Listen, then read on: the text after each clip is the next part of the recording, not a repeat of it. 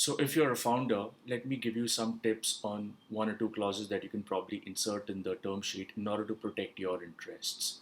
So very recently, I was working with a startup, and they were raising a huge amount from a certain investor. And they were not too sure about whether this transaction will close or not because they had an offer from three or four investors and they were not too sure about who they should go with. So they really wanted to go with somebody who would commit to basically completing the transaction. So I advised them to insert a clause, and I've been seeing this recently in a lot of term sheets that there's a clause known as a break fee.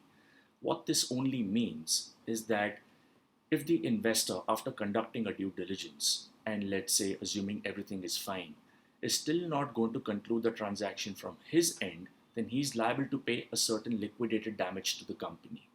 And this cost is only going to cover the costs, which is an opportunity cost for the company and the founders that they have lost because you're being tied up with somebody for not negotiating and discussing things with another investor for 30, 60, or 90 days. And if he's still not completed the transaction for no fault of yours, then that is a certain cost that he has to incur or pay towards the company as liquidated damage.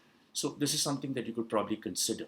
Now, well, this is easier said than done. Not every investor is going to accept these clauses in a term sheet because they don't give you a lot of flexibility in order to negotiate it.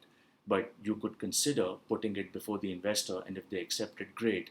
If not, then you can always drop it off. The second tip that I could probably give to a founder and a company is to insert a clause which is an event of default. So this is generally there in a term sheet and it applies mutually between both the parties. And you can probably put in a clause to say that if there is any breach on the part of the investor or there is too much of time that's been taken or too much of time that has been lost, then you just want to make sure that the exclusivity at the same time should lapse automatically. Because you don't want to be stuck into a situation where the investor is not doing what he's supposed to do, but you still are tied down to that exclusivity period.